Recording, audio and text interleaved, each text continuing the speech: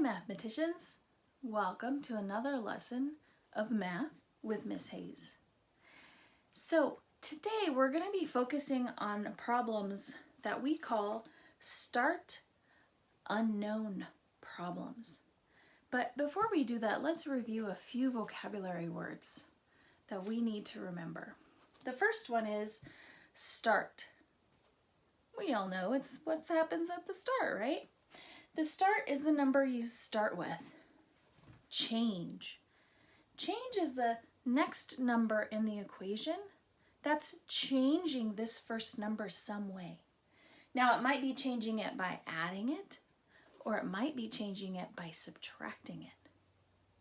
So this is the change number. At the end of our equation, after the equal sign, we either have a sum for when it's adding, or we have a difference for when we're subtracting. So before, we were looking at this change number, and it would often be a question mark. We weren't sure what the change was. Now we're going to kind of switch our brains over to start problems. Can you kind of see the difference? Instead of the second number being a question, the change, we now have a question about the start. So it's a little switch in our brains, and that's okay because that's what our brains are made for. So we're looking at problems where we don't know the start. We know the change. We know the answer, the sum or the difference, but we don't know the start. You ready? All right, let's try a couple together, and then you can try some on your own. So let's try this one. So here's our first problem. Kim has some pennies. There's that word again, some. Do we know how many she has? No, we just know she has some. She got some. We don't know how many. But she has some pennies in her penny jar. We don't know how many. Then she puts 3 more into her penny jar. And now she has 11 pennies. How many pennies did Kim start with is our question. So let's go through this together because I like to break down problems because it really helps your brain to think about every step. So let's start with the very first thing. And the very first thing it says, oh, I forgot to say, make sure you have some paper and a pen so that you can also solve the problem with me, okay? So the first thing it says is Kim has some pennies in her jar. So we know there's some, but we don't know how many. What could we write down if we don't know? What could we do? You're right. You're absolutely right. We can write a question mark. We're not sure. And you should start your equation. It's a good idea. You can even do a box. If you don't like writing question marks, they can be kind of hard. You can do a box, and that shows there's something there, supposed to be there, but we don't know what yet. All right, let's look at the next piece.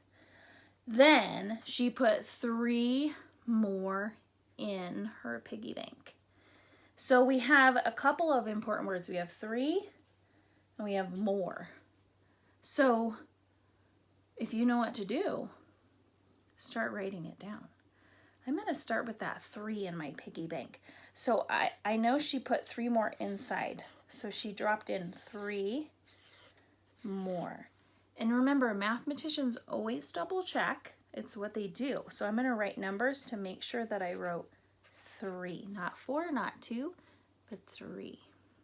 Okay. So I've got my picture. Now I'm going to add to my equation. So I just said a key word. Because we're putting more in, we're going to add. You're so smart. We're going to add 3 more. Okay, we got a good start here.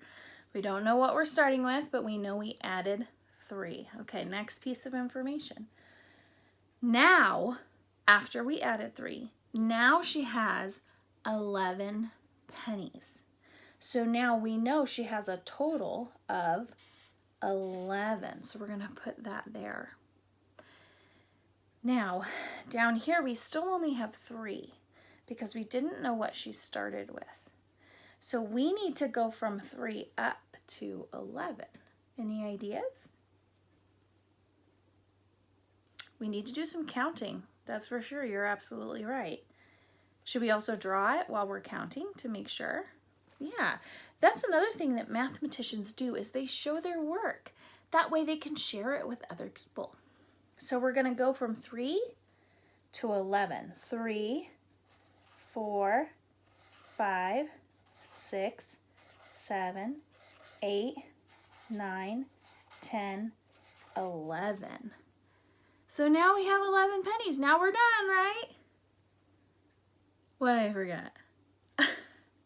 The box is still empty because 11 was our answer, but it wasn't our question. Over here, we already have 11. We actually need to ask the question, what goes here? What goes in the start? So we need to do some more counting, don't we? So I'm going to double check that I have 11 pennies, just because that's what mathematicians do. 1, 2, 3, 4. I wrote kind of big. 4, 5, 6, 7, 8, 9, 10, 11. Okay, so I know for sure that I have 11 pennies. Check, that's good. Now I need to know how many she started with. So let's count how many she started with. 1, 2, 3, 4, 5, 6, 7, 8. So I counted my picture and I found that there was 8 that I had to add in there. So I'm going to put 8 right here. And then we can always just double check. Let's double check. 8 plus 3, 8, 9, 10, 11. Did we get it? Ding, ding. We totally got it. Nice job. All right. So that's one example of a start unknown. Now this one was adding, so we got a sum at the end. Now let's look at one with subtracting. Let's look at one, and I'm going to change colors because my plate is already blue. We don't want blue on blue. Let's do some green here. All right, here's our question. Are we ready? Sam baked some cupcakes. So again, we have no idea how many he made, how many he started with. He took 6 cupcakes to a party. Now he has 6 left. How many cupcakes did Sam bake? So let's start that over, and we're going to take some notes like mathematicians do to figure out our problem. So let's start with number 1. Sam baked some cookies. There's that word again, some. We have no idea how many he made. No idea.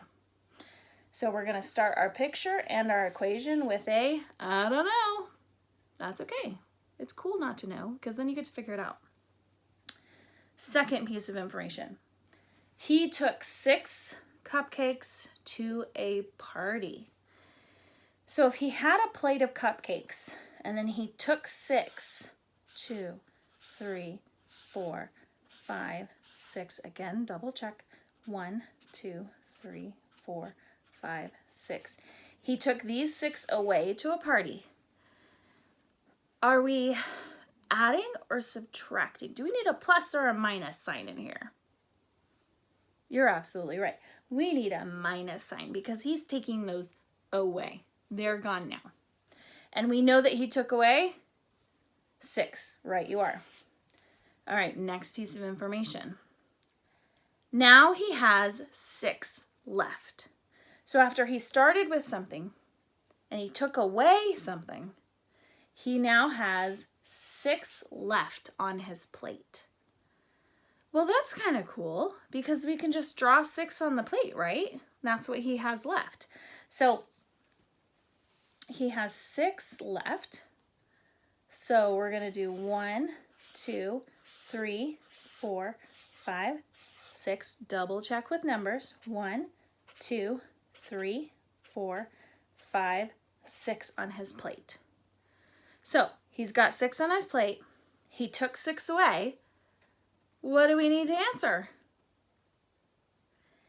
How many is that? How many did he have to start with? So since we have a picture of what he took away and what he ended with, let's just count all of our cupcakes. Now I already know that this is 6, so I'm not going to count them again. But what I'm going to do is start over here at 7. 7, 8, 9, 10, 11, 12. How many did he start with? 12. He started with 12 cupcakes. And now we can double check. 12 minus 6. Now, we're going to start at 12 and we're going to take away 6. Oh, I need my fingers. Let's double check. We're going to start at 12. We're going to take away 6. 12, 11, 10, 9, 8, 7, 6. Yes! Another one right. Nice job. So that's an example of when you have a difference, when you have a subtraction, how to find the start number. So now it's your turn. You can try some out on paper on your own. You could make up your own problems if you want. Or in Google Classroom, if you're watching this in Google Classroom, there are some problems for you to try. So try it out on your own, see how you do, and let me know. And keep mathing, mathematicians. Math is the #1 important thing. We use it all the time. I used it just yesterday to build a planter box for some new flowers. I had to use so much math. So let me know how you do and keep mathing. See you next time.